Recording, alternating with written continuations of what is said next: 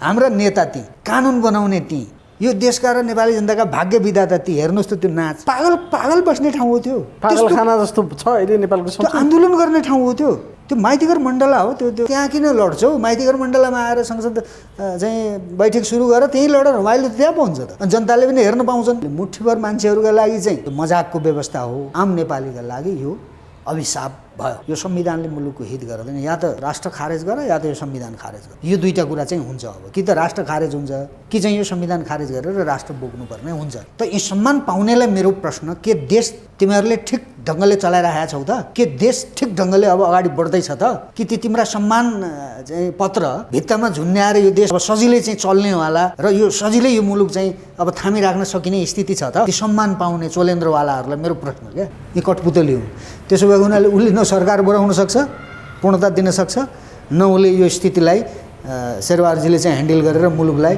त्राण दिन सक्छ उसले गर्ने भनेको अब चुनावको घोषणा गर्न लगाउँछ उसलाई चुनाव हुँदैन अब आर्थिक सङ्कट आउन सक्छ राजनीतिक सङ्कट आउनेवाला छ सांस्कृतिक सङ्कट आउनेवाला छ धर्मको चाहिँ लडाइँ हुने खतरा छ हिजो राजनीतिक लडाइँ गरायो अब विदेशीहरू धर्मको लडाइँ गराउने हिन्दू राष्ट्र चाहियो नि यो संविधानले राष्ट्रलाई द्वन्द्वको भमरीमा पार्छ यो जसले बनाए नि रसस्वादन गरे तिनीहरूलाई नै सबभन्दा गाह्रो समय अब आउँदैछ प्रधान पञ्चको जति पनि प्रधानमन्त्रीले आफ्नो हैसियत बलि राख्न सकेन लाज यिनीहरूलाई लाग्छ कि लाग्दैन कुन्नी मलाई चाहिँ लाल लाग्छ क्या त्यो हेर्दाखेरि किनकि मैले त पञ्चायतका प्रधान पञ्च देखाएको छु नि त यो संविधान निर्माण गर्नका निमित्त चाहिँ लागेका तत्त्वहरूले समेत यो संविधान जलाए नेताहरूले टुँडिखेलमा गएर सेनाको परेड हेरे पटाका पट्कायो हेलिकप्टर चाहिँ सेनाले घुमायो ल त भयो चाहिँ के त यो त मुठीभर मान्छेहरूको मस्ती गर्ने दस्तावेज मात्र भयो आफूलाई मन लागेको बेलामा व्याख्या गर्ने कुरा भयो कालो धनलाई सेतो बनाउने प्रयास गर्दैछन् जनयुद्धबाट आएका कमरेडहरूले त भने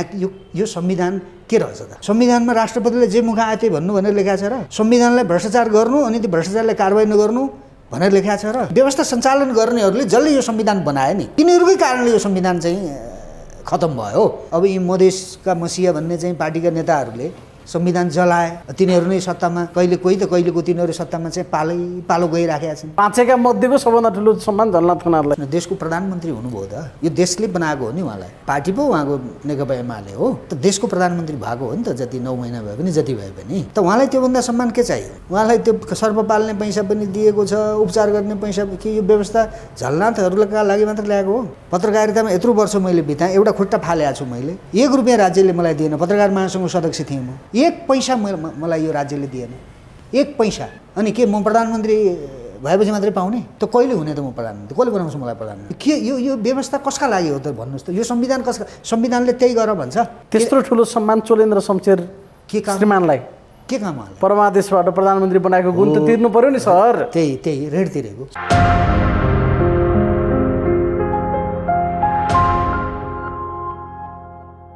राष्ट्रिय शक्ति नेपालका प्रवक्ता पूर्व पत्रकार अभियन्ता विश्लेषक अनिल योगीजी स्वागत छ यहाँलाई पिएनपीमा पनि अब आज संविधान दिवसका दिन हामी कुराकानी गर्दैछौँ कतै उत्सव छ कतै जलाउने कार्यक्रम छ कता जिन्दाबाद छ कतै मुर्दाबाद छ के हो यस्तो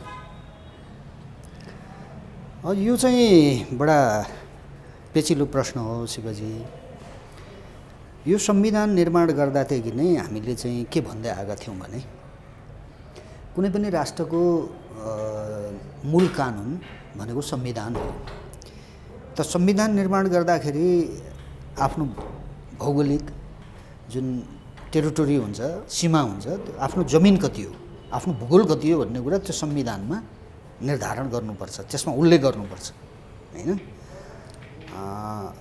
त्यसपछि मात्रै संविधान जारी गर्ने कुरा हुन्छ भन्यौँ हामीले त्यति मात्र होइन संविधानले जातीय विभाजन साम्प्रदायिक एउटा चाहिँ विचलन र विखण्डन र भौगोलिक चाहिँ एउटा विखण्डनका स्थितिहरू निर्माण गर्नु हुँदैन संविधानले संविधान भनेको त्यो नेपालमा चाहिँ 10 वर्षमा बनाउने गरे अमेरिकामा 300 वर्षदेखि बनाएको छैन जापानमा चाहिँ अमेरिकनले बनाएको संविधानले चलाइरहेछ बेलायतमा संविधानै छैन भारतमै अङ्ग्रेजले बनाएको संविधान भन्दा पनि हुन्छ त्यो 70 वर्षदेखि उनीहरूले चलाइरहेछन् त्यही एउटै संविधानले अब यहाँ चाहिँ 10 वर्षमा संविधान बदल्ने काम गरे त त्यो संविधान बदल्ने कुरामा पनि कस्तो भयो भने राष्ट्रियतासँग जोडियो त्यो विषय विदेशीहरूले चाहिँ आफू अनुकूलको संविधान बनाउन चाहेका थिए 47 सालदेखि नै।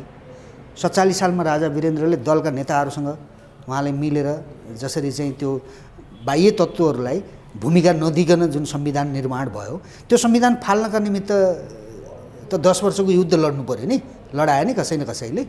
त्यसो भएको हुनाले यो संविधान चाहिँ विवाद रहित हुन सकेन।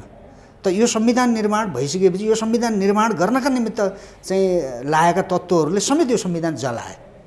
त आजै पनि तपाईँको 2 नम्बरमा यो उत्सव मनाइएन त सत्तामा बसिरहेछन् उनीहरू। उत्सव नमनाउने पनि 2-3 थरी तत्त्वहरू देखिएका। एउटा तत्त्वले स्वागत गर्ने, सम्मान गर्ने, राम्रो छ भन्ने त छँदैछ, तर विरोध गर्ने पनि फरक फरक तत्त्व देखिए नि। तपाईँहरूलाई अथवा एउटा पक्ष छ जसले योभन्दा पनि पछाडि फर्किनु पऱ्यो, 47मै जानु पऱ्यो, त्यो टाइपको छ। अर्कोले यतिले पनि पुगेन, 11वटा बनाउनु पऱ्यो प्रदेश, 16वटा बनाउनु पऱ्यो, जातीय आधारमा बनाउनु पऱ्यो, टुक्रा टुक्रा बनाउनु पऱ्यो भन्छ फेरि अर्को पक्ष। कति फरक छ हेर्नु त, जल्न त दुवैतिर चलेको छ संविधान, तर कति फरक उद्देश्यका साथ चलेको छ। के हो यो भने? होइन, त्यही त यो चाहिँ कस्तो भने म चाहिँ संविधानमा मात्रै समस्या देख्दिनँ, म चाहिँ नेपालीहरूका विवेकमा समस्या देख्छु। जनताका विवेकमा समस्या देख्दिनँ म, जनता क्लियर छन्। जसले यो चाहिँ शासन सत्ताका अवयवहरूमा बसेका छन् र राजनीतिक दाउपेच गरिरहेका छन्, तिनीहरूका कुरा चाहिँ बेग्लै छन्। तिनीहरूको चेतना र तिनीहरूको चिन्तन र तिनीहरूका प्रवृत्तिहरूमा मलाई शङ्का छ र यिनीहरू ठिक ढङ्गले सोचिरहेछन् त? यो प्रश्न चाहिँ म भित्र पनि खड्किन्छ। तपाईँले भनेको जस्तो मुलुक अग्रगमनमा जान्छ, पश्चगमनमा जाँदैन। मुलुक अगाडि जान्छ, पछाडि जाँदैन। चेतना अगाडि जान्छ, पछाडि फर्किँदैन। यो संविधान समस्या होइन। अहिलेकै संविधान पनि यदि शासक गतिलो थियो भने, यदि प्रशासन चलाउनेहरू चाहिँ विवेकपूर्ण तरिकाले मुलुकलाई बलियो बनाउने नियत सफा राखेर यिनीहरू प्रशासन चलाउँथे भने यो संविधान पनि के समस्या थियो त? थिएन नि त। कतिपय कुराहरू समस्या छ, जस्तै यसका प्रस्तावनामै 10 वर्षको जनयुद्ध अनि 62-63 को आन्दोलनको संयुक्त चाहिँ दस्तावेज हो, के भने छ त्यसको उपलब्धि हो। यो त फेरि होइन भने पनि हो नि त, फेरि होइन र? यथार्थ त्यो त्यति बेलाको कुरा मात्रै हो। संविधान त्यो आन्दोलन र क्रान्तिको दस्तावेज आउँदैन। क्रान्ति एउटा कुरा हो, त्यो संविधान निर्माण गर्ने लक्ष्यका लागि गरिएको थियो होला। तर पनि 2007 सालदेखि संविधान सभाको माग उठ्दै बिलाउँदै गर्दै गर्दा माओवादीले बन्दुक उठायो, संविधान सभाकै माग राखेर उठायो, त्यसको बलमा पछि फेरि जनआन्दोलन पनि भयो र त्यो आलोकमा संविधान सभाका 2-2वटा निर्वाचन गरेर बनाएको संविधान त हो त। हामीले जसले होइन भने पनि हो भने पनि कुरो त सत्य हो नि। त्यो लेख्नु पर्यो। मैले त्यो तपाईँलाई किन भनेको, प्रस्तावनाको प्रश्न किन उठाएको मैले भन्दा, कतिपय कुराहरू दलित भनेको छ संविधानमा। दलित भन्छ, संविधानले नै दलित भन्ने नि।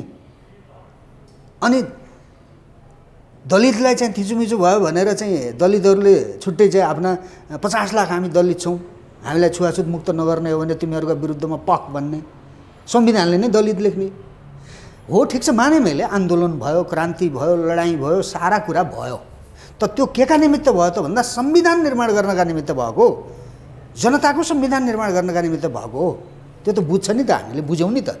त्यो कुरा त्यहाँभित्र नलेखिकन त्यो अनुसारको जनताले अपेक्षा गरे अनुसारको, अथवा पार्टीका नेताहरूले जसले चाहिँ क्रान्तिको नेतृत्व गरे, जसले आन्दोलनको नेतृत्व गरे, उनीहरूको लक्ष्य चाहिँ के हो त? त्यो लक्ष्य मुखरित हुनुपर्ने हो नि। त्यहाँ लक्ष्य मुखरित भएन होइन। त्यहाँ चाहिँ क्रान्ति अथवा सङ्घर्ष, आन्दोलनको उपलब्धिको चाहिँ दस्तावेज हो यो भन्ने खालको कुराहरू भयो। त नयाँ पद्धति र प्रणाली जुन जसरी विकास भयो, राज संस्थालाई विस्थापन गरिसकेपछि त ती संरचनाहरूको मान मर्दन गर्ने काम कसले गर्यो त भन्नुहोस् त?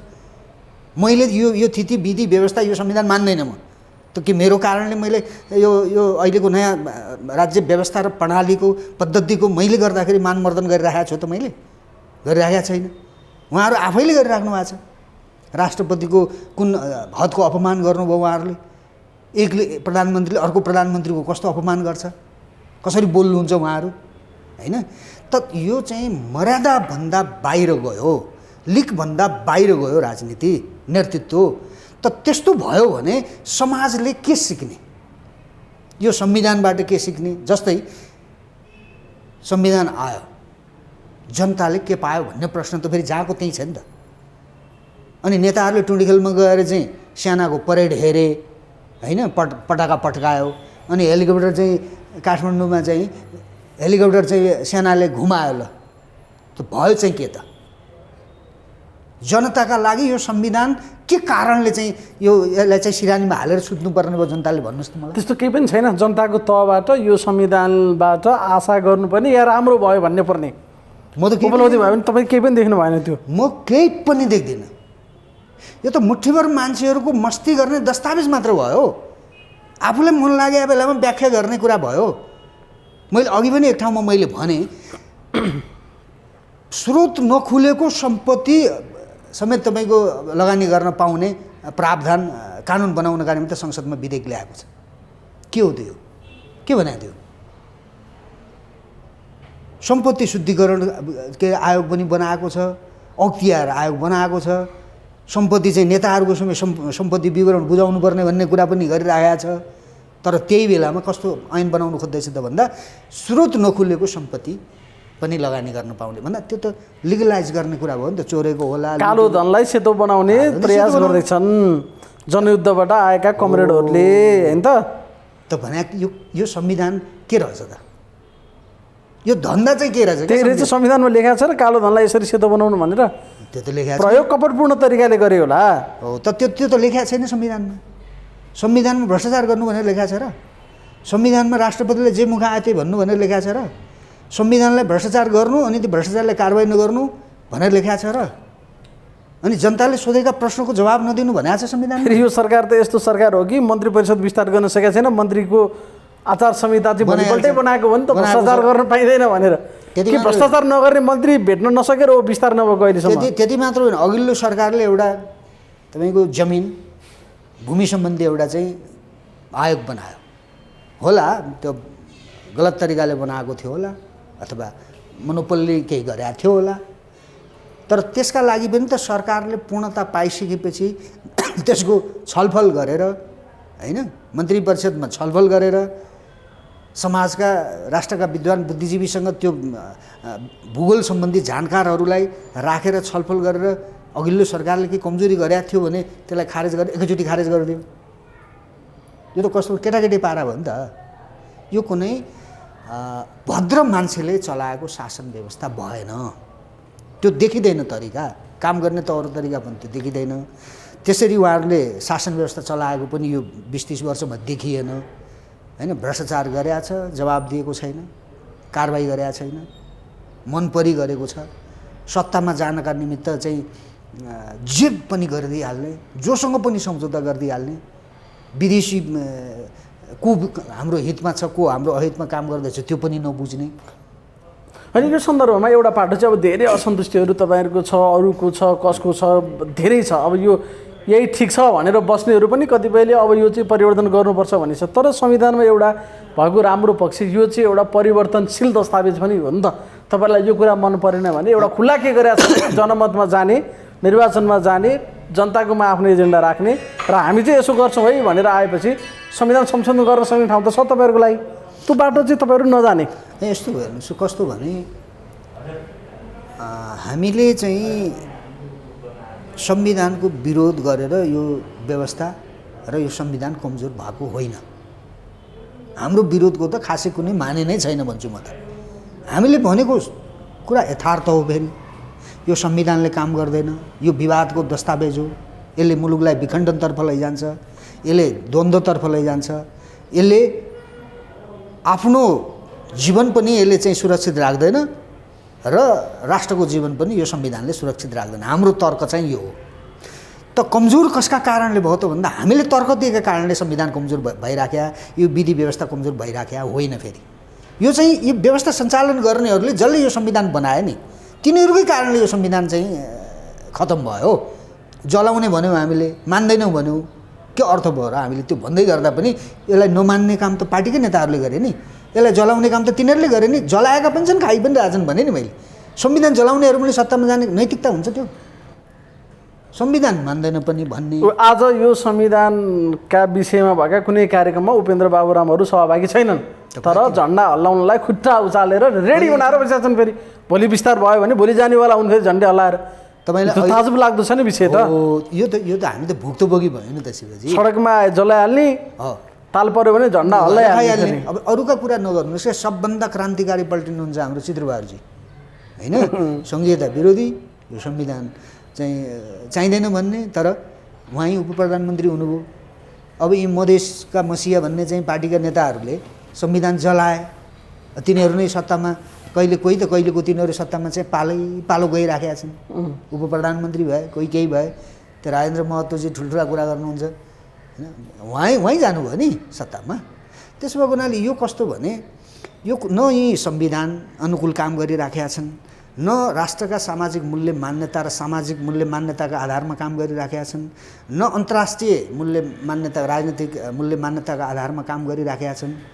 कुनै पनि मानेमा हाम्रा नेताहरू र यी पार्टीहरूले एउटा विधिसम्मत एउटा जुन प्रक्रिया हुन्छ राजनीतिमा, संविधानका कुरा हुन्छन्, राजनीतिक नैतिकताका कुरा हुन्छन्, उनीहरूले अगाडि सारेका घोषणापत्रका विधानका कुरा होलान्, तर ती सबै कुरालाई उनीहरूले मेटेर मिचेर आफ्नो निहित स्वार्थका निमित्त उनीहरूले आफूलाई जहिले पनि अगाडि देखाउने र संविधानको पनि गलत व्याख्या गरिदिने, सामाजिक मूल्य मान्यताको पनि गलत व्याख्या गरिदिने होइन, न्यायिक प्रणालीको पनि तपाईँको गलत व्याख्या गरिदिने, आफैले अवलम्बन गरेका राजनीतिक सिद्धान्तमा पनि नेपालका पार्टीहरू नेताहरू नअडिएको हुनाले यो सङ्कट आएको हो।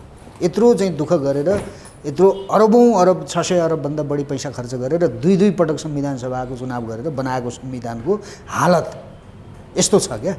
अब यो हामीले मात्रै संविधानको विरोध गरेको भन्ने देखिएला। आम नेपाली जनताका बिचमा दूरदराजमा गएर हामीले यो संविधान के हो त, यो संविधान बनिसकेपछि तपाईँले के पाउनुभयो त भनेर हामीले सोध्यौँ भने त्यो परिणाममा हेर्ने हो भने यसको काम छैन होइन। अब यो विषय त एउटा लामो बहसमा जाला, तपाईँले एजेन्डा बनाउनु होला, अरूले बनाउला, जुन एजेन्डा स्थापित होला समयक्रममा परिवर्तन होला या विस्थापितै होला, त्यो एउटा चरणमा हुने कुराहरू भए यसलाई फेरि पनि गर्न सकिन्छ। अब आज यो सरकारले संविधान दिवसका अवसर पारेर केही व्यक्तिहरूलाई झन् 903 जना मान्छेलाई विभिन्न मान सम्मान पदवी विभूषणहरू दिएछ। सर हेर्नुभयो त्यो लिस्ट कस्ता कस्ता मान्छेले पाए के भयो भनेर? यो हेर्नुहोस्, बडा यो विचित्रको देश रहेछ क्या। हिजोका शासकहरूले पनि यस्तै गर्थे होइन। त्यो साँच्चीकै देशका लागि योगदान दिने, देशले दुनियाँले बिर्सनै नसकिने योगदान दिने खालका मान्छेहरू बाहिरै परेका हुन्थे। त्यो चाटुकारहरू, हात मार्नेहरूलाई महाराज भनेर लम्पसार परिचय पाइन्थ्यो होइन पहिला पनि। त्यो त्यस्तो थियो। त्यो मरिसके मरणो उपरान्त भनेर पनि मरिसकेपछि पनि दिन्थे, तर पाउनै पर्नेलाई जीवितलाई दिँदैन थिए। त्यो प्रवृत्ति हिजोका शासकहरूमा पनि थियो। अहिले त झन् चरम रूपमा त्यो देखियो क्या। सालीलाई दिने, बुहारीलाई दिने, काकालाई दिने, भतिजालाई दिने, सालीको छोरोलाई दिने होइन, ककलाई दिने हो दिने। तर देशका लागि र नेपाल र नेपालीको हितका लागि होइन काम गर्ने मान्छेहरूलाई नदिने अथवा तिनीहरूको कुनै सुनुवाई गन्ती नै नगर्ने त्यो परिपाटी देखिन्छ। जस्ता मान्छेहरूले पाए नि आज पनि विभिन्न सामाजिक सञ्जालमा टिका टिप्पणी, विरोध, विवाद या बधाई पनि। अब यो यसमा पनि दोहोरै छ फेरि, फलानुले यो विभूषण प्राप्त गर्नुभएकोमा भनेर बधाईले पनि रङ्गिया छ, विवाद बनाएर पनि रङ्गिया छ, कोही फिर्ता गरिरहेछन्। एउटा राज्यले दिने मान सम्मान पदवी भने त त्यसको एउटा ओज, गरिमा, महत्त्व, भ्यालु हुन पर्थ्यो नि। त्यति हलुका भइसक्यो हाम्रो राज्य पनि, यति धेरै विवाद बन्छ राज्यले दिने अवार्डहरू पनि। त त्यो त कस्तो हुँदो रहेछ भने मैले भने नि हिजो कमसेकम त्यो राजाहरूले हुँदा राजतन्त्रात्मक व्यवस्थामा राजाले दिने ती मान पदवीहरू कतिपय मान्छेलाई दिनै पर्नेलाई दिएको हुन्थ्यो र त्यो पाउनेले गलत तरिकाले हात माडे लिनेले पनि गर्व गर्ने स्थिति हुन्थ्यो क्या। त अहिले त त्यो त रहेन नि। पाउनै पर्नेले पनि कसैले पाएको होला, पाउनै पर्नेले पनि पाए, पाउन नहुनेले पनि पाउँदाखेरि त त्यो पाउनु पर्नेले पाएकाहरूलाई चाहिँ नराम्रो हुने भयो नि त। अहिले त्यही ग्याङमा लगेर हेरिदिने भयो, ऊ फिर्ता गरिरहेछन्, मान्छेले धमाधम लिन्न भनेर अस्वीकार गरिरहेछन्। के हो यो चिज भने? त्यही त यो भनेको कस्तो भने एउटा राजनीतिक अव्यवस्थाको एउटा पराकाष्ठा हो यो। जसले फिर्ता गर्छ त्यसलाई किन दिएको, अथवा जसले चाहिँ म लिँदिनँ भन्छ त्यसलाई किन दिएको, जसले मानको पनि चाहिँ मतलब म मान लिँदैन तिमीहरूबाट, मलाई स्वीकारै छैन भन्छ त्यसलाई किन दिएको होइन, अथवा नदिँदा पनि हुनेलाई पनि किन दिएको, धेरै प्रश्नहरू छन् नि त। त्यसो भएको हुनाले यो चाहिँ अत्यन्तै हेर्दाखेरि एउटा परम्परागत तरिकाले जसरी हिजोका शासकहरूले गर्दै आए, कतिपय त कार्यकर्तालाई बाँड्ने जस्तो भइसक्यो। केपीओली प्रधानमन्त्री हुँदा ओली निकटलाई बाँड्ने, आज देउबा भए त्यही गठबन्धन पुरा भागबन्डा गठबन्धन नै स्टाइलमा छ नि त। फेरि सम्मान पनि त्यही हो, त्यही त भने यो दलीय व्यवस्थाको झलनाथ खनाल सबैभन्दा ठुलो दोस्रो सम्मान आज झलनाथ खनालले प्राप्त गर्नुभएको थियो। पहिलो ठुलो कृष्णप्रसाद भट्टराई, उहाँ दिवंगत हुनुभयो, बाँचेका मध्येको सबभन्दा ठुलो सम्मान झलनाथ खनाललाई जरुरी थियो नि होइन। फेरि उहाँलाई त एकदम ठुलो त्याग तपस्या योगदान गर्नुभएको, एकचोटि प्रधानमन्त्री हुनुभयो, लामो समयदेखि जीवन र मरणको दोसाँधबाट सफल उपचार गरेर आउनु भएको छ, अनि गलत भएर झलनाथ खनाललाई सम्मान गर्दा त्यही त मैले भने नि, झलनाथजीले के चाहिएको त्योभन्दा बढी मान भन्नुहोस् न। देशको प्रधानमन्त्री हुनुभयो त होइन, यो देशले बनाएको हो नि उहाँलाई, पार्टी पो उहाँको नेकपा एमाले हो त, देशको प्रधानमन्त्री भएको हो नि त, जति 9 महिना भए पनि जति भए पनि। त उहाँलाई त्योभन्दा सम्मान के चाहियो, उहाँलाई त्यो सर्प पाल्ने पैसा पनि दिएको छ, उपचार गर्ने पैसा कि यो व्यवस्था झलनाथहरूका लागि मात्र ल्याएको हो। म कर्णालीको मान्छे है, पत्रकारितामा यत्रो वर्ष मैले बिताएँ, एउटा खुट्टा फालेको छु मैले, 1 रुपियाँ राज्यले मलाई दिएन। पत्रकार महासङ्घको सदस्य थिएँ म, 1 पैसा मलाई यो राज्यले दिएन, 1 पैसा। अनि के म प्रधानमन्त्री भएपछि मात्रै पाउने? त कहिले हुने त म प्रधानमन्त्री, कसले बनाउँछ मलाई प्रधानमन्त्री? के मान सम्मान पाउनका निमित्त प्रधानमन्त्री मन्त्री नै हुनुपर्ने, अरू भूमिका निर्वाह गरेको चाहिँ त्यो नहुने? त भनेको यो त कस्तो भने यो चाहिँ दासहरूको व्यवस्था भयो। यो दास र मालिकको जुन खालको सर्प पाल्न 72 करोड उहाँलाई बिरामी भएदेखि सम्पूर्ण उपचार खर्च, उहाँलाई मान सम्मान पनि उहाँलाई प्रधानमन्त्री दिन बिराएर गएर भेटेका छन् होइन त। के यो व्यवस्था कसका लागि हो त भन्नुहोस् त? यो संविधान कसका? संविधानले त्यही गर भन्छ। जो बलियो छ, जो शासनमा छ, जो शक्तिमा छ, जसको सत्तामा पहुँच छ, त्यो मान्छेले चाहिँ जति चाहिँ मस्ती गर्दा पनि हुने, बाँचुन्जेलसम्म मृत्युशय्यामा जाँदा पनि उसका पछाडि राज्य हिँडिराख्ने, अनि जनताका लागि केही पनि नहुने भएपछि यो संविधान के काम, यो व्यवस्था के काम, यी नेताहरू यी पार्टीहरू के काम भन्ने भएन भने जनताले। मेरो प्रश्न त्यो हो। आम नेपालीले आज यही कुरा भन्दैछ। के भन्दैछ त भने यी पार्टीहरूले यी नेताहरूले जे कुरा भने त्यो गरेनन्, यिनले भ्रष्टाचार रोकेनन्, यिनले नातावाद कृपावाद रोकेनन्, यिनले विदेशीहरूको थिचुमिचु निम्त्याउने काम गरे, यिनले राष्ट्रलाई बलियो बनाउनुको सट्टा कमजोर बनाए, नेपाली जातिका बीचको सामाजिक एकता र जुन सद्भाव थियो त्यसलाई खलल पुर्याउने काम गरे, यिनले राष्ट्रिय सुरक्षा र बाह्य सुरक्षामा समेत यिनीहरूले चाहिँ अप्ठ्यारो स्थिति सिर्जना। यही होइन आज नेपालीले भनेको कुरा? त्यो यिनले गरेको थियो र भनेको हो त नेपालीले। त्यत्रो ठुलो सम्मान चोलेन्द्र शमशेर के काम, श्रीमानलाई के काम हाल्यो? परमादेशबाट प्रधानमन्त्री बनाएको गुण त तिर्नु पर्यो नि सर। त्यही ऋण तिरेको। संसद विघटन सदर गर्ने बदर गर्ने सबै न्यायाधीशहरू आज सम्मानित छन्। शेरबहादुर देउवाका तर्फबाट, प्रचण्डका तर्फबाट बहस गर्ने सबै अधिवक्ताहरू आज सम्मानित छन्। त्यो कामको त मूल्याङ्कन गर्यो नि सरकारले। त्यो ठिक छ। यो राष्ट्र थियो, पुर्खाहरूले यो राष्ट्रलाई बचाइरहेका थिए, नेपाल भन्ने देश थियो है। त्यो देशप्रतिको एउटा वफादारिता, देशको महत्त्व बुझेका चाहिँ पुर्खाहरू थिए र यो सम्मान त्यो कारणले पाइएको, यिनका कर्मका कारणले पाएको होइन। यिनका कर्म सम्मान पाउने खालका कर्म यिनले कसैले पनि गरेका छैन मेरो नजरमा चाहिँ है। त्यसो तर पाए, किन पाए त भन्दा देश थियो र पाए।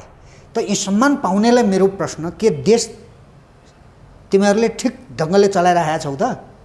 के देश ठिक ढङ्गले अब अगाडि बढ्दैछ त? कि ती तिम्रा सम्मान चाहिँ पत्र भित्तामा झुन्ड्याएर यो देश चाहिँ अब सजिलै चाहिँ चल्नेवाला र यो सजिलै यो मुलुक चाहिँ अब थामिराख्न सकिने स्थिति छ त? ती सम्मान पाउने चोलेन्द्रवालाहरूलाई मेरो प्रश्न क्या। त्यो भने कसले सम्मान पायो, कसले के पायो, यो मेरो लागि शिवजी महत्त्वको कुरा होइन। हेर्नुहोस्, राष्ट्रको अस्तित्व नै तपाईँको समाप्त हुने स्थितिमा पुगिसक्यो है। नेपाली जातिको चाहिँ तपाईँको जीवन नै सङ्कटमा परिसक्यो यहाँ केही मान्छेहरूले सम्मान पाएर यिनले नाक फुलाएर के अर्थ हुन्छ भन्नुहोस् त। माधव कुमार नेपालका स्वर्गीय पितालाई मरणोपरान्त सम्मान, प्रचण्डकी श्रीमतीलाई पनि सम्मान गजब छ नि छन् त होइन। अनि उहाँहरूले चाहिँ सम्मानै पाउन नहुने कि उहाँहरूले योगदानै गर्नु नभएको थियो कि या किन आफै सरकारमा हुँदा दिने बरु अरूले दिएको भए राम्रो हुन्थ्यो भन्न खोजेको कि के त क्या यसमा चाहिँ मान्छेले बडा विवादित बनाइरहेछन्। होइन सम्मान त मैले अघि पनि भने तपाईँलाई यो देश भएको उनीहरूले पाइया हो, तर सम्मान पाउने काम गरे कि गरेनन् अब त्यो त उनीहरूले नै जानुन् क्या। प्रचण्डले नेतृत्व गरेर 17,000 मान्छे मारे होइन, अरबौँ अरब राज्यको सम्पत्तिमा आगो लगाए। सीता दाहाल त प्रचण्डको श्रीमती हुनुहुन्छ नि, त्यही गरे बापत पाएको होला। त्यो के जनवादी व्यवस्था ल्याउनु भयो त? सम्मान ल्याएँ मैले जनवादी व्यवस्था, अनि सम्मान लिएँ मैले, मेरो श्रीमानलाई मैले मद्दत गरेँ आउँ, उहाँको आत्माले त्यो भन्छ भने मेरो भन्नु केही छैन। होइन भने त सम्मान त कतिपय त नलिनुपर्ने, म भइदिएर लिनु हुँदैन थियो, अथवा म दिने ठाउँ भए दिँदैन थिएँ। के भनेर सम्मान लियो? प्रचण्डको श्रीमती हुँदा सम्मान पाइने होइन। मलाई त्यो त्यति न्यायसङ्गत भयो भन्ने चाहिँ लाग्दैन, तर मेरो आपत्ति छैन, यो यस्तै व्यवस्था हो। ओके, अब यो व्यवस्था अनुसारको हुने अवस्था यस्तै हो। अब यो परमादेशबाट सरकार बनेको झन्डै 70 दिन हुन लागेछ। यो मन्त्री परिषद विस्तार गर्न नसक्या कि नगर्या कि अरू केही खेल पनि यहाँ सुरु भइसक्यो कि के लाग्छ तपाईँलाई? होइन, यो चाहिँ कस्तो भने यो चरित्र, राजनीतिक चरित्रका आधारमा र यो विधि व्यवस्था र संविधान का आधारमा यो सरकार बनेको होइन। र यो परमादेश बाहिर हेर्दाखेरि हाम्रै अदालतले, हाम्रै चाहिँ न्यायमूर्तिहरूले दिएको जस्तो ब्याकग्राउन्डमा कोही अरू छन् है। अब यो कुरा अरू भन्न डराउँछन्, अब मलाई त के डर भयो र? देख्छु मैले त्यही, किनकि यिनीहरूका पछाडि, यी मान्य न्यायाधीशहरूका पछाडि कोही अर्कै छ है। यहाँ सेनाका पछाडि कोही अर्कै छ, पार्टीका पछाडि कोही अर्कै छ, पुलिसका पछाडि कोही अर्कै छ है, यी न्यायाधीशहरूका पछाडि कोही अर्कै छ। यी देश त सकिसकेका छ नि त, यी त कामचला हुन्, यी कठपुतली हुन् क्या। सब मुख्याचाहरू मात्रै हुने, मुख्याचा यी कठपुतली हुन्। त्यसो भए उनीहरूले उसले न सरकार बनाउन सक्छ, पूर्णता दिन सक्छ, न उसले यो स्थितिलाई शेरबहादुरजीले चाहिँ ह्यान्डल गरेर मुलुकलाई त्राण दिन सक्छ। उसले गर्ने भनेको अब चुनावको घोषणा गर्न लगाउँछ उसलाई, चुनाव हुँदैन, त्यसपछि अक्षम भनेर चाहिँ फालेको हो नि त कुनै बेलामा राजा। शेरबहादुर देउवाले पनि संसद विघटन गर्दैछन्, त्यसो भए अर्को के विकल्प छ उनीसँग? प्रधानमन्त्री त हो नि, जहाँबाट बनाएको। परमादेशबाट प्रधानमन्त्री बनाएको छ, अनि संसद विघटन कसरी गर्नु त? संसद विघटन गलत भयो भनेर बनाएको प्रधानमन्त्री होइन शेरबहादुर देउवा। संसद नभइदिएको भए उसले के गर्थ्यो? प्रधानमन्त्रीले त्यो उहाँको व्यक्तिगत विचारमा निर्भर हुन्थ्यो होइन, अथवा उहाँलाई जसले बनाए उनीहरूले कहाँ लैजान्थे त्यहीँ जानुहुन्थ्यो होला। उहाँ संसद त छ नि त, चुनावमा जानु पऱ्यो नि। चुनाव त 15 महिनापछि जाने नि, चुनावमा पुरा कार्यकाल चलाउने, त्यसपछि चुनावमा जाने, त्यो त प्रक्रिया छँदैछ नि। अहिले नै एउटा हल्ला फिजाइएको छ क्या, शेरबहादुर देउवाले पनि संसद विघटन गर्दैछन्, अब यो सरकार चल्न सक्दैन, संसदै चल्न सक्दैन। साँच्चै त्यस्तो अवस्था आइसक्यो त होइन नि? त्यो अवस्था आइसक्यो होइन कि बितिसक्यो? त्यो समय आएर चरम सीमामा पुगिसक्यो। यो किन गरिएको थियो भने शेरबहादुरको सरकार एमसिसी पास गर्नलाई ल्याइएको हो है। एमसिसी पास गर्ने, तँ पास गर्ने कि म पास गर्ने भन्ने प्रतिस्पर्धा थियो यहाँ पार्टीहरूका बिचमा। सबैले सत्तामा हुँदाखेरि चाहिँ एमसिसी पास हुनुपर्छ भनेका छन्। एमसिसी राष्ट्रघाती होइन, हिजो ओलीकै सल्लाहकारहरूले चाहिँ भनेका छन्, ओलीले भन्नुभएको छ कति ठाउँमा है। आज चाहिँ विरोधमा यो पार्टीका नेताहरूको त कुनै बोलीको ठेगानै छैन नि। अस्ति त्यो एउटा कार्टुन आएको थियो क्या, सोध्यो एमसिसीको धारणा के हो भन्दाखेरि सत्तामा हुँदाखेरिको कि सत्ताभन्दा बाहिर हुँदाखेरिको भनेर सोधेको थियो क्या कार्टुन, त्यो व्यङ्ग्य क्या। तर यी सत्तामा हुँदाखेरि एउटा कुरा गर्ने, सत्ताभन्दा बाहिर आएको शेरबहादुर देउवाको सरकार एमसिसी पास गर्नको लागि बनाएको थियो भन्ने दाबी तपाईँको, त्यो काम पुरा गर्न सकेन सरकारले? सकेन। अब मैले आज पनि कता मैले सुन्दै थिएँ 15 दिनको अल्टिमेटम एमसिसी चाहिँ स्वतः चाहिँ खारेज गर्ने भनेर अमेरिकनले त्यो भन्दैछ भन्ने कता मैले पढिराखेको थिएँ। यदि यथार्थ त्यो हो भने अब अरू धर्म सङ्कटमा पर्छन्, अब आर्थिक तपाईँको नाकाबन्दी हुनसक्छ है, त्यो त फातिमाले यहाँबाट फर्किसकेपछि भनेकी छन् कि यो एमसिसी पास भएन भने अरू अन्य चाहिँ समस्याहरू पनि सिर्जित हुन सक्छन् भनेर भनेकी छन्। किनकि यो त विदेशीको ऋण लिएर चलाउने व्यवस्था हो नि यो त, हाम्रो आफ्ना बुद्धिले चाहिँ र आफ्ना पुँजीको आधारमा चलेको व्यवस्था हो र यो होइन। त्यसो भएको हुनाले यो अब आर्थिक सङ्कट आउन सक्छ, राजनीतिक सङ्कट आउनेवाला छ है, सांस्कृतिक सङ्कट आउनेवाला छ, धर्मको चाहिँ लडाइँ हुने खतरा छ। हिजो राजनीतिक लडाइँ गराए, अब विदेशीहरू धर्मको लडाइँ गराउने हिन्दू राष्ट्र चाहियो नि भनिरहेको छ नि। कसले भनिरहेको छ त्यो? नेपालीले कम चाहिँ विदेशीले बढ्ता भनिरहेका छन् होइन, त्यहाँबाट पैसा ल्याउनेहरू पनि छन्। त्यसो भएको हुनाले यो चाहिँ सम्पूर्ण रूपले मुलुकलाई समाप्त पार्ने गरिकन जे काम हुँदैछन् र शेरबहादुर जसरी चाहिँ आफू प्रधानमन्त्री भएर मुलुकलाई सिस्टममा ल्याउनका निमित्त आफ्नो मन्त्री परिषद पनि उहाँले निर्माण गर्न सक्नु भएको छैन। के गर्न सक्नुहुन्छ उहाँले? प्रचण्डले चाहिँ टाउको कतिजनालाई मैले मन्त्री बनाउने भनेर भन्दै थिएँ कुनै समयमा। अहिलेसम्म सजिलो भएको छ, 2 महिनालाई आनन्द भएको छ होइन। हो त, त्यसो भएको हुनाले भाग पुगेकै छैन। माधव नेपालको हालत त्यस्तै खराब होला। यो संविधानले तपाईँलाई पनि थिचेको छ, जनतालाई र राष्ट्रलाई त यसले एउटा द्वन्द्वको भमरीमा पार्छ। यो जसले बनाए नि र जसले यो संविधानको चाहिँमा टेकेर सत्ता रसास्वादन गरे तिनीहरूलाई नै सबभन्दा गाह्रो समय अब आउँदैछ। यिनीहरूले भोग्छन् त्यो, किनकि जनता भनेको कहिले पनि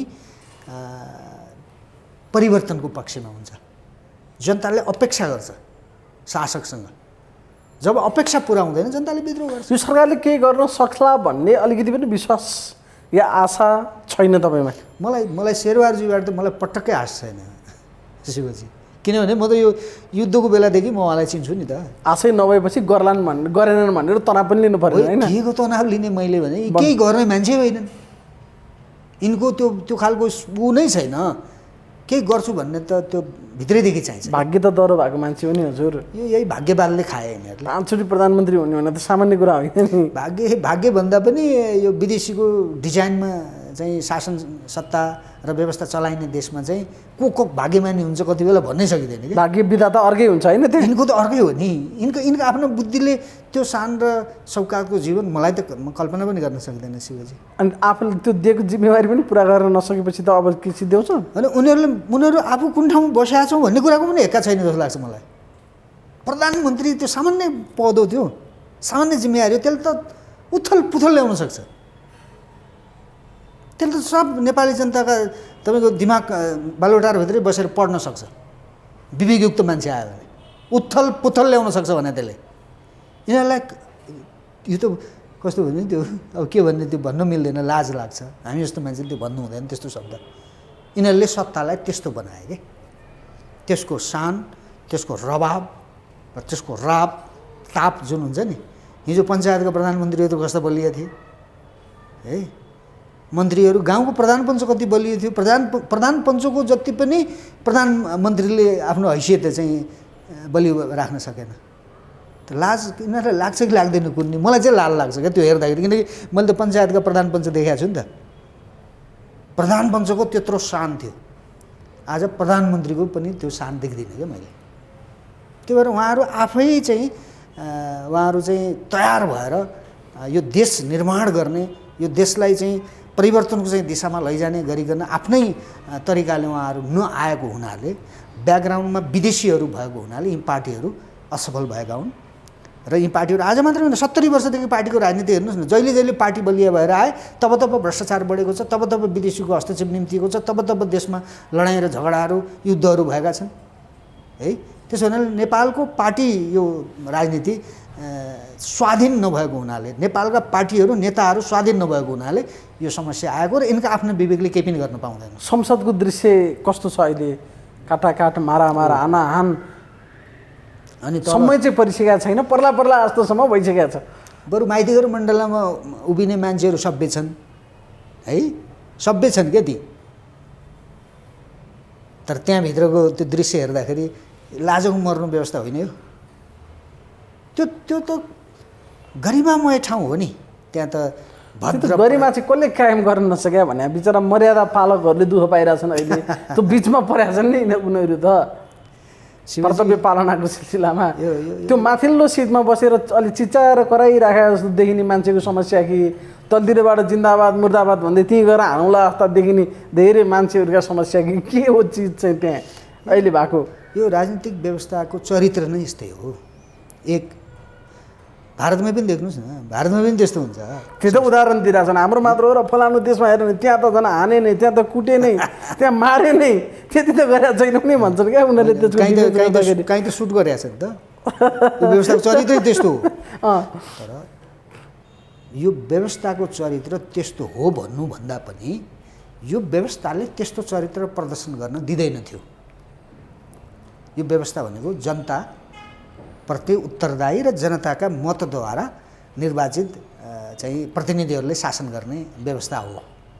त्यहाँ भद्रता प्रस्तुत हुनुपर्छ, त्यहाँ चरित्र देखाउनुपर्छ, त्यहाँ शालीनता हुनुपर्छ, त्यहाँ संयमता हुनुपर्छ र एउटा संस्कार त्यसले को विस्तार गर्नुपर्छ। त त्यो कुरा यिनीहरूले गरेनन्। त उदाहरण के दियो, भारतमा त्यही हुन्छ, अन्त त्यही हुन्छ, अन्त यहाँ के भएर भनिरहेको छ नि त। त्यो भनेको के भने हामीले चाहिँ गरे पनि हुन्छ भने हो होइन। अब म यदि सांसद थिएँ भने उदाहरण दिँदैछु है तपाईँलाई, मैले त्यो नाटक देख्दाखेरि त मलाई नै त्यो नाक छोपेर मुख छोपेर हाँस्न मन लाग्छ घरमै, एक्लै पनि हाँस्छु क्या म त्यहाँभित्र उफ्रिया देखेर।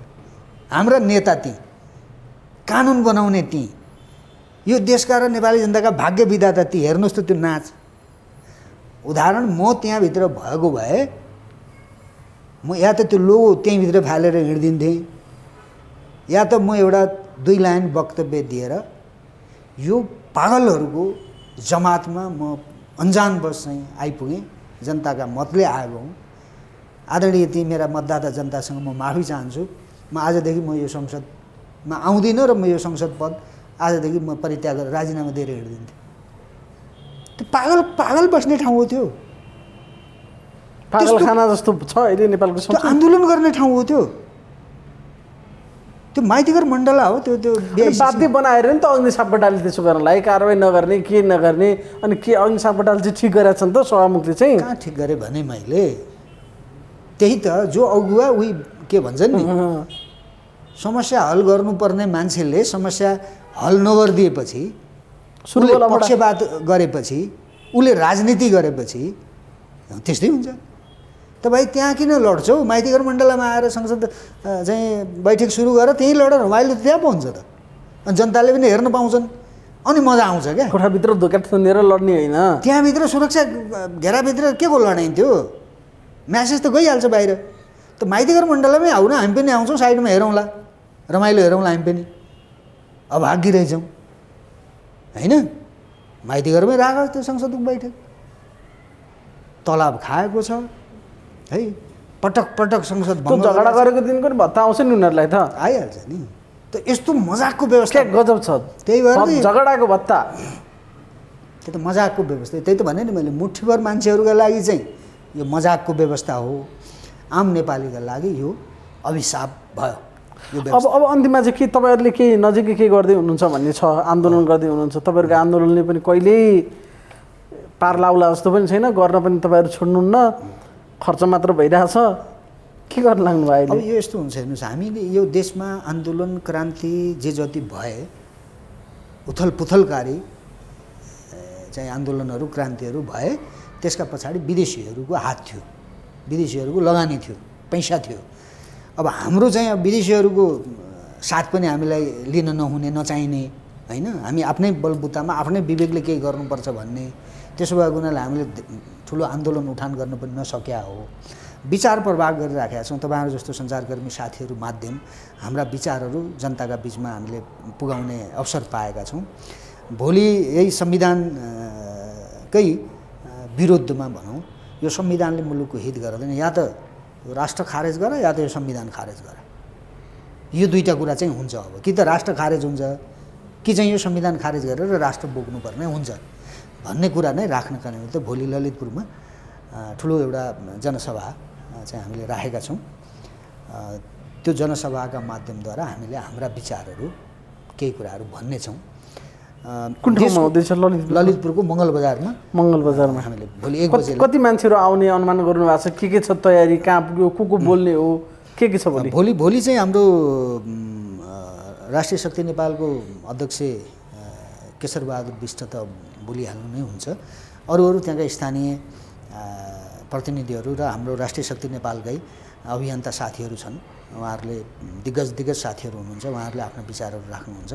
विशेष गरी हामीले चाहिँ के भने अहिलेको वर्तमान यो सङ्कट, चाहे संविधानको समस्या भन्नुहोस्, चाहे शासन प्रशासनभित्रको समस्या भन्नुहोस्, चाहे करप्सन भन्नुहोस्, चाहे विदेशीको सँग चाहिँ चाहिँदा नचाहिँदा सम्झौता, यो एमसिसीदेखि यस्ता जे कुराहरू छन्, यो सबै कुराहरूको चिरफार गर्ने र नेपालीहरूलाई एक ठाउँमा उभिन र एकताका आधारमा मुलुकलाई जोगाइराख्नका निमित्त चाहिँ बल गर्नुहोस् र राष्ट्र संस्थामा फर्किने चाहिँ एउटा परिपाटीमा सबै चाहिँ देशभक्तहरू, प्रजातन्त्रवादीहरू एक ठाउँमा आउनुहोस् भन्ने ढङ्गले अलिकति कति मान्छेहरू उपस्थित हुने अनुमान गर्नुभएको छ?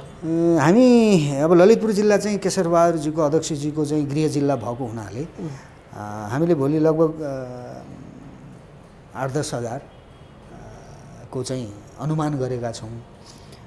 अब स्थानीय सबैलाई हामीले अनुरोध पनि गरेका छौँ।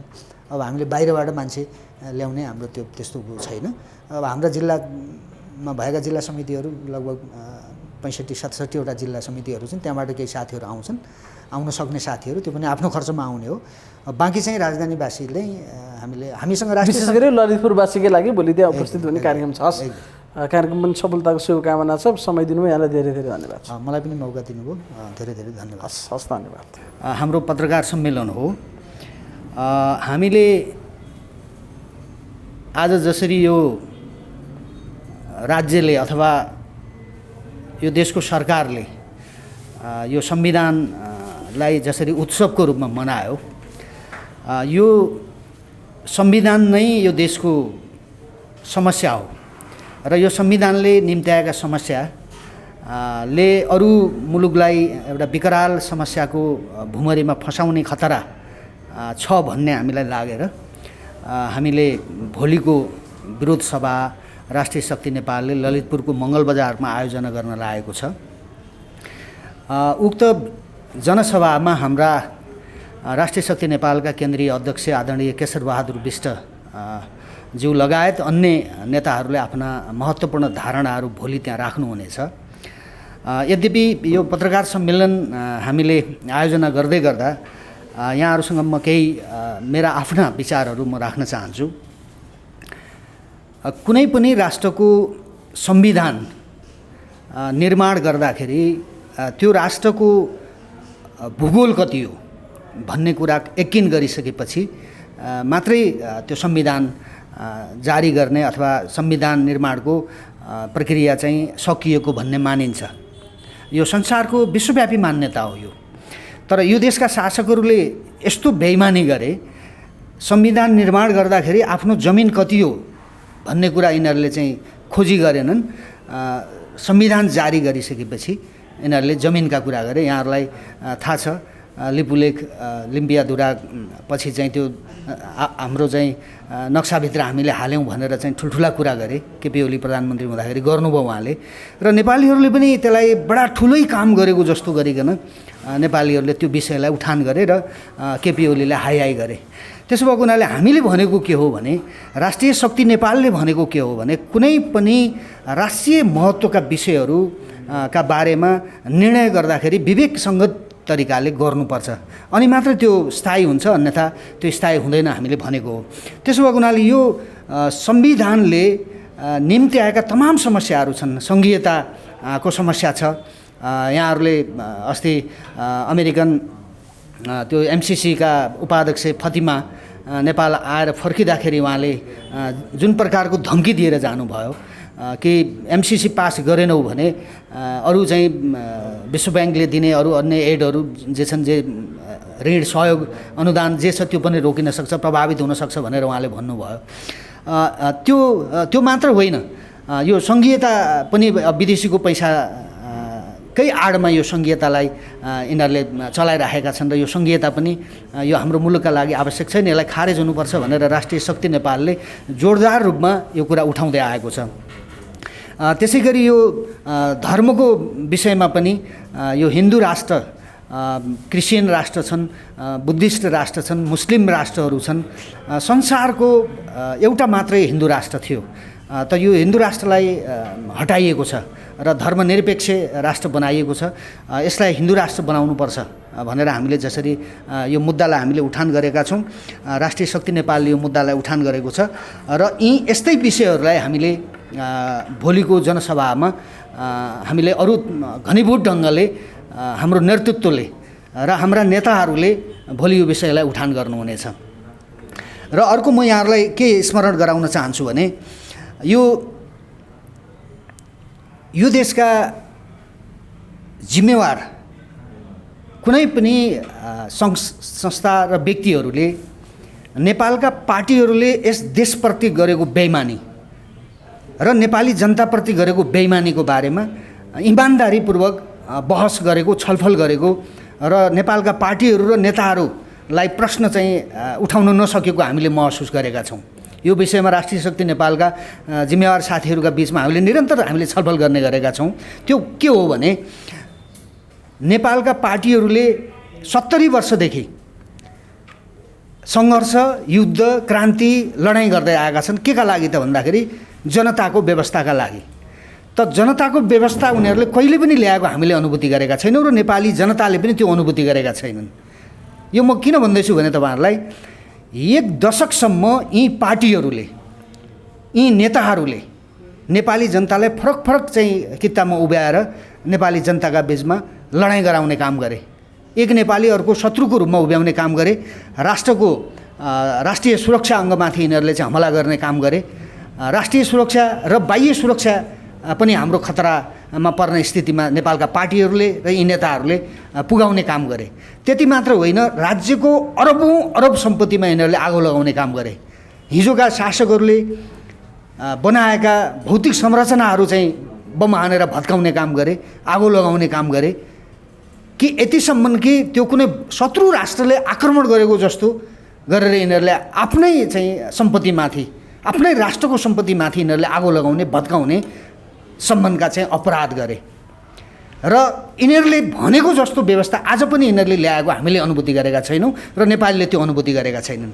त्यसो भएको हुनाले हामीले यो प्रश्न त उठाउनुपर्छ नि। नेपालका विद्वानहरूले, बुद्धिजीवीहरूले, यी मान्छेहरू स्वचालित छैनन्, यी मान्छेहरू परिचालित छन्, यी पार्टीहरूले यो देशको हित गर्दैनन्। त्यसो भएको हुनाले यिनीहरूको विकल्प खोज्नुपर्छ भनेर आम नेपालीहरूले आवाज उठाइरहेको बेलामा नेपालका गण्यमान्य व्यक्तिहरूले अझ घनीभूत ढङ्गले आवाज उठाउनु पर्ने थियो। त्यो उठिराखेका छैन र उठाउन सकिएको हामीले चाहिँ देखेका छैनौँ। त्यसो भएको हुनाले पनि राष्ट्रिय शक्ति नेपालले विगत यो 2 वर्षदेखि हामीले सङ्गठित रूपमा एउटा राष्ट्रिय राजनीतिक शक्तिको रूपमा यसलाई विकास गर्दै लगभग 65-67वटा जिल्लामा राष्ट्रिय शक्ति नेपालका जिल्ला समितिहरू तयार भएका छन् र हामीले अब भोलि गर्ने हाम्रो जुन जनप्रदर्शन छ यो हामीले तेस्रो एउटा महत्त्वपूर्ण र सबैभन्दा बृहत चाहिँ जनसभा हामीले भोलि गर्दैछौँ।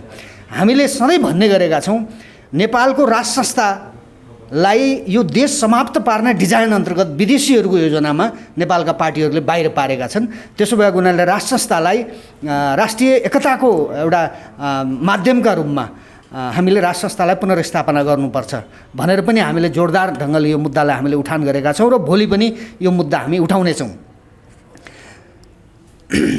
त्यसै गरी यो यिनीहरूले यतिसम्म चाहिँ आज यो संविधान दिवस यिनीहरूले मनाउँदै गर्दाखेरि 2 नम्बर प्रदेशमा संविधान यो को उत्सव उनीहरूले मनाएनन् 2 नम्बरका चाहिँ नेताहरूले। तर त्यहाँ सङ्घीय सरकार छ, ती पार्टीहरूले जसले संविधान मानेनन्, जलाए, ती मान्छेहरू चाहिँ सत्तामा आएर कोही उपप्रधानमन्त्री हुने, कोही मन्त्री हुने, सत्ता रसास्वादन पनि गरिराख्ने तर संविधानलाई पनि जलाउने। त यस्ता खालका द्वैत चरित्र भएका मान्छेहरूलाई बोकेर यो देश चलाइएको छ र शासन व्यवस्था चलाइएको छ। राज्यका महत्त्वपूर्ण अङ्गहरू यस्ता बेइमान शासकहरूलाई बोकेर उनीहरूले हिँडिरहेका छन्। त्यसो भएको हुनाले हामीले राष्ट्रका जिम्मेवार संस्थाहरू जो परिवर्तन हुनै सक्दैनन्, गर्नै सकिँदैन। जबसम्म राष्ट्र रहन्छ तबसम्म रहनुपर्ने स्थायी संरचनाहरू, पार्टी आउन सक्छन्, जान सक्छन्, व्यवस्था भन्ने कुरा पनि आउन सक्छ, जान सक्छ, त्यो ठुलो कुरा होइन। तर कतिपय यस्ता संस्थाहरू हुन्छन् जो कहिले पनि परिवर्तन हुँदैनन् जबसम्म राष्ट्र जीवन्त रहन्छ।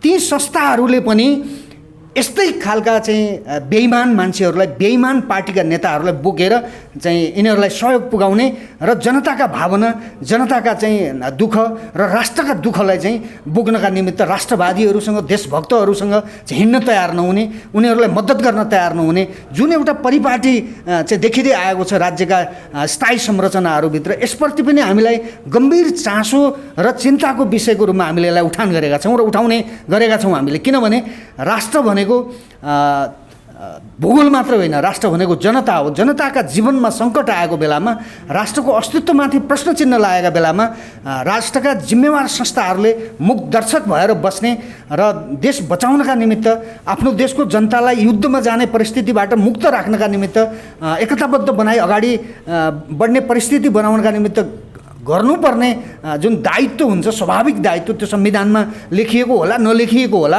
नलेखिएर पनि कतिपय अधिकारहरू हुन्छन् राष्ट्रका जिम्मेवार संस्थाहरूका। ती संस्थाहरूले पनि गम्भीरतापूर्वक नलिएको, राष्ट्रको स्थितिलाई नबुझेको हामीले देखिरहेका छौँ र राष्ट्रिय शक्तिले यी मुद्दाहरूलाई गम्भीरताका साथ उठाउँदै आएको छ र भोलि पनि हामी यी मुद्दाहरूलाई उठान गर्नेछौँ। आज मात्र यो संविधान यति यो चाहिँ काम नलाग्ने दस्तावेज हो भन्ने कुरा आजै यहाँहरूले चाहिँ केही सञ्चार माध्यममा, प्रिन्ट मिडियामा तपाईँहरूले हेर्न सक्नुहुन्छ। अब यो अवैध तरिकाले कमाइएको सम्पत्ति चाहिँ पनि के अरे लगानी गर्न पाउने, त्यो मान्छे मारेर कमाएको होस्, लुटेर कमाएको होस्, चोरेर कमाएको होस्, त्यो जसरी कमाएको भए पनि त्यो अवैध सम्पत्ति जुन छ, स्रोत नखुलेको सम्पत्ति पनि लगानी गरेर चाहिँ यहाँ त्यसलाई चाहिँ लिगलाइज गर्ने, त्यसलाई चाहिँ वैधानिक सम्पत्तिको रूपमा त्यसलाई चाहिँ व्यवस्था गर्ने भनेको के भने यो 20-30 वर्षमा यो देशका नेताहरूले, पार्टीहरूले, यिनलाई बोक्ने तस्करहरूले, ठेकेदारहरूले, यी बिचौलियाहरूले जसरी चाहिँ यो राष्ट्रको चाहिँ सम्पत्तिलाई लुटे, जसरी भ्रष्टाचार गरेर सम्पत्ति, अकुत सम्पत्ति कमाए, त्यो सम्पत्तिलाई लिगलाइज गर्नका निमित्त संसदमा यस्ता कानुनहरू निर्माण गर्नका निमित्त विधेयकहरू चाहिँ प्रस्तुत गरिएका छन्। त्यसो भएको हुनाले यी पार्टीहरूले, यी नेताहरूले जुन ढङ्गले चाहिँ यो देशलाई सम्पूर्ण रूपले आर्थिक हिसाबले, सामाजिक हिसाबले, सांस्कृतिक हिसाबले जसरी तहस नहस बनाउने चाहिँ परिपाटीलाई चाहिँ अगाडि बढाएका छन् र यो संविधानलाई यिनीहरूले माध्यम बनाइरहेका छन्, यो अत्यन्तै दुर्गामी चाहिँ हाम्रा लागि र हाम्रो राष्ट्रका लागि हितकर देखिँदैन। त्यसो भएको हुनाले हामीले सञ्चार माध्यम साथीहरूलाई, आम नेपाली दाजुभाइ दिदीबहिनीहरूलाई हामीले अपिल गरेका छौँ कि अब राष्ट्रिय शक्तिले जुन कुरालाई अगाडि बढाउन खोजिराखेका छ, जुन जुन मुद्दाहरूलाई हामीले उठान गरिराखेका छौँ, यसप्रति गम्भीरतापूर्वक चासो दिनका निमित्त आम देशवासी दाजुभाइ दिदीबहिनीहरूलाई पनि हामीले अपिल गरेका छौँ र भोलि पनि मङ्गलबजारमा हामीले 1 बजे जुन आयोजना गर्दैछौँ जनसभा, त्यो जनसभामा बोल्ने हाम्रा वक्ताहरूले पनि अहिलेको देशको राजनीतिक स्थितिलाई पनि छर्लङ्ग हुने गरिकन आफ्ना विचारहरू प्रवाह गर्नुहुनेछ र राष्ट्रिय शक्ति नेपालका अध्यक्ष आदरणीय केशरबहादुर विष्टले त महत्त्वपूर्ण आफ्ना धारणा त उहाँले राख्नु हुने नै छ। यहाँहरूलाई भोलिको कार्यक्रममा पनि सबै सञ्चारकर्मी साथीहरूलाई मङ्गलबजारमा हुने 1 बजेको त्यो जनसभामा यहाँहरूलाई पनि उपस्थिति जनाइदिनु होला र हाम्रा विचार मात्र होइन, ती देशका कुरा हुन्, आम नेपालीका कुरा हुन्, यो राष्ट्रका कुरा हुन्। यो राष्ट्र बाँच्नुपर्छ र नेपाली जातिको एकताका आधारमा मात्र यो राष्ट्र बलियो बनाउन सक्छ भन्ने उद्देश्यका आधारमा हामीले अगाडि जाने जुन सोच बनाएका छौँ, त्यसमा यहाँहरूको सहयोग हामीलाई हुनेछ भन्ने हामीले अपेक्षा लिएका छौँ।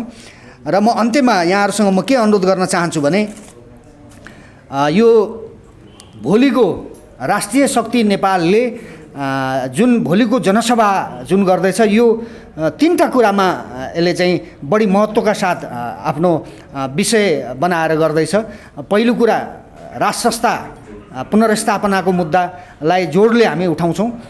दोस्रो कुरा यो राष्ट्रलाई सनातन हिन्दू राष्ट्र कायम गर्नका निमित्त हामीले यो मुद्दालाई जोडतोडका साथ हामी उठाउँछौँ र अर्को चाहिँ यो सङ्घीयता जुन छ यो सङ्घीयता खारेजीको कुरालाई हामीले जोडले हामीले उठाउनेछौँ र अर्को महत्त्वपूर्ण कुरा के हो भने यी पार्टीहरू र यी नेताहरू जसले विदेशीको डिजाइनमा मुलुकलाई कमजोर बनाए अब यिनीहरूको विकल्पका रूपमा राष्ट्रिय शक्ति नेपालले अब यो मुलुकलाई नेतृत्व दिन सक्छ र हामी दिन्छौँ भन्ने खालको चाहिँ एउटा विचार प्रवाह गर्ने र भोलि परिआएको बेलामा यो राष्ट्रको नेतृत्व गर्ने हैसियत राष्ट्रिय शक्ति नेपालका नेताहरूले राख्ने नेताहरू राष्ट्रिय शक्तिमा छन् भन्ने कुरालाई पुष्टि गर्नका निमित्त पनि भोलिको कार्यक्रमलाई हामीले अलि भद्र ढङ्गले अरू व्यवस्थित ढङ्गले यसलाई अगाडि बढाउन चाहेको र यहाँहरूका बिचमा भोलि हामीलाई आफू पनि त्यो ढङ्गले प्रस्तुत हुने त्यो एउटा कार्यक्रमको तयारी हामीले गरेका छौँ।